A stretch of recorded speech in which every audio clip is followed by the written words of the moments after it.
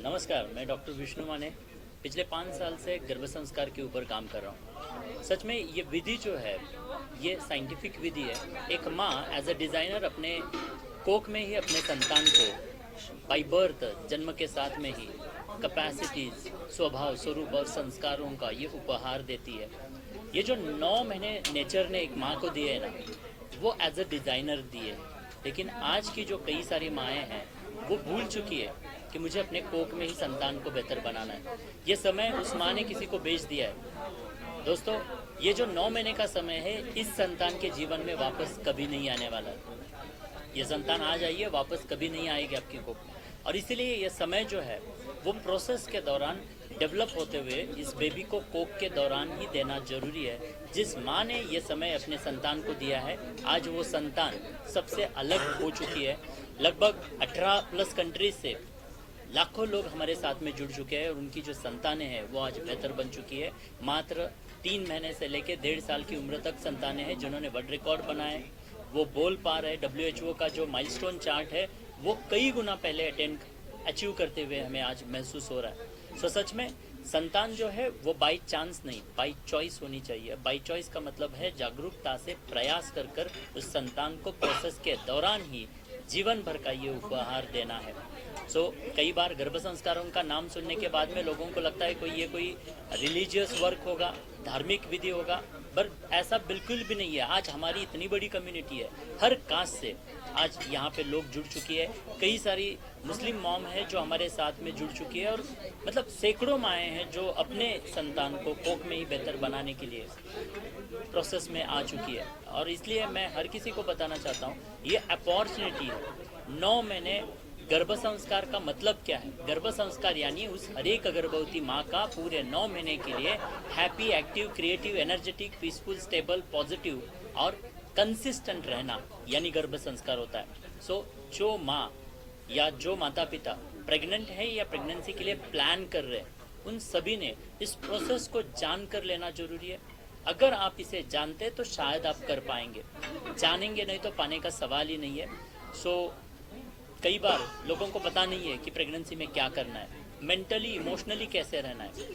सिर्फ बेबी जो है वो सिर्फ शरीर से नहीं जन्म ले रहा है, वो शरीर के संग अंदरूनी कैपेसिटीज़ को लेकर आ रहा है। और इसलिए इन अंदरूनी कैपेसिटी के लिए आज देश भर में एक ही नाम है, वो है GSC यानी गर्भ संस्कार चैलेंज। क्यों? क्योंकि मेरा हर एक उस गर्भवती माँ के लिए चुनौती है। आपके बेबी को और आने वाले देश के भविष्य को बेहतर बनाना चाहते हैं तो ये चैलेंज आपके लिए। जरूर एक बार अनुभव करें और अपने कोख में ही अपने संतान को जीवन भर का ये उपहार प्रदान करें। धन्यवाद। एक मिनट थॉट। मेरा नाम रीमा वोरा है। गर्भ संस्कार हमेशा से ही करना था, मतलब पहले से ही सोचा था कि जब भी हम बेबी करेंगे तो गर्भ संस्कार करना है, बट कैसे करना है, क्या करना है, कुछ आइडिया नहीं था। तो हम ऐसे ही वीडियोस देखते थे यूट्यूब पे, बट यूट्यूब पे से कुछ ऐसे प्रैक्टिकली नहीं था पॉसिबल, क्योंकि हम वो देख के 2 मिनट में वापस भूल जाते हैं। बट एक ऐसे फुल प्रूफ कुछ चाहिए था, तो गर्भ संस्कार challenge was a go to thing कि हमको ये करना है। और जैसे ही गर्भ संस्कार हमने लिया तो वो चैलेंज मतलब वो चैलेंज ही है। 9 मंथ्स हमको वो फॉलो करना पड़ता है। सर इतने स्ट्रिक्ट है और सर फॉलो अप हमेशा लेते रहते हैं कि आपने ये किया या नहीं। और कॉम्पिटिशन्स रहती है कि जैसे कि मम्मी का ऐसे मंथ वाइज चार्ट देते हैं सर, तो वो टिक करना है हमको कि हमने ये किया, आज ये किया या आज ये मिस हो गया।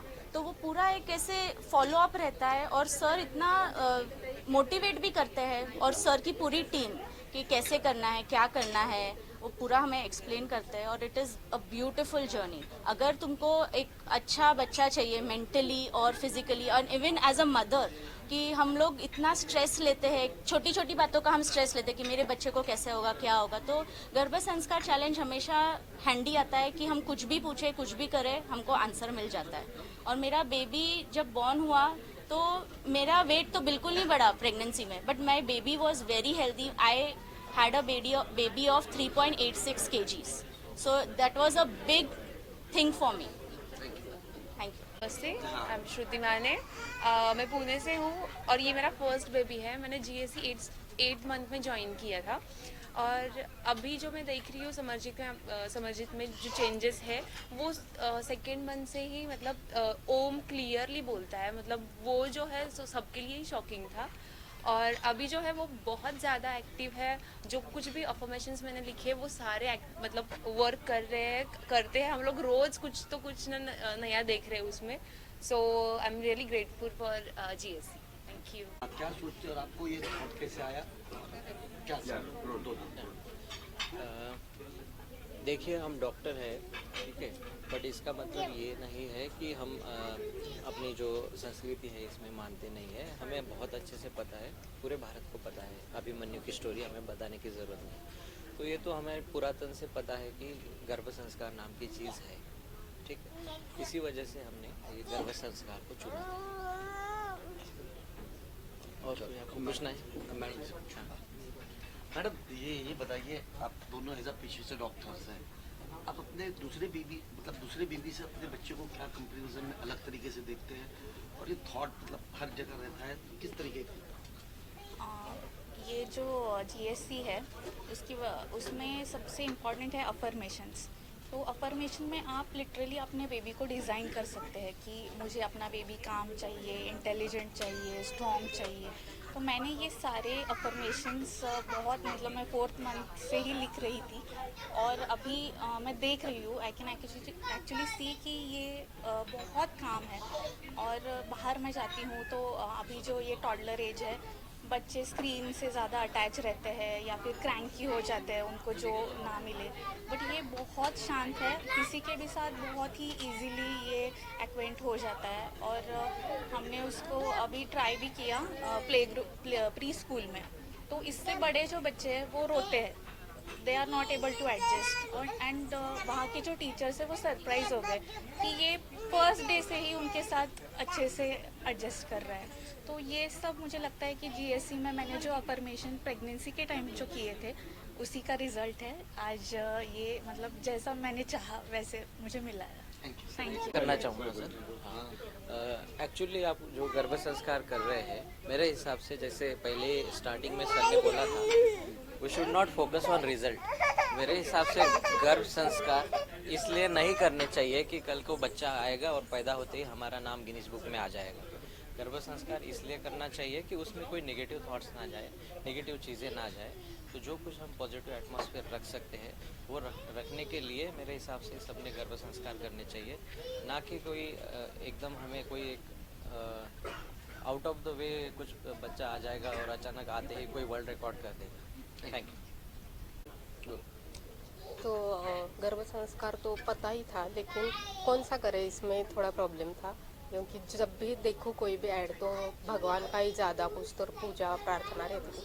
लेकिन सर का जो वेबिनार देखा तो उसमें कुछ अलग दिखा, और वो बच्चे की ब्रेन में ही 80% डेवलपमेंट होती है, वो सर से ही पता चला, और उन्होंने गाइडेंस अच्छे से दिया, इसलिए किया। और इसमें ऐसे अलग से चेंजेस दिखते हैं, मतलब अभी से ये इसका लेफ्ट और राइट दोनों ब्रेन डेवलप है ऐसा लगता है, क्योंकि ये दोनों हाथ से काम करता है।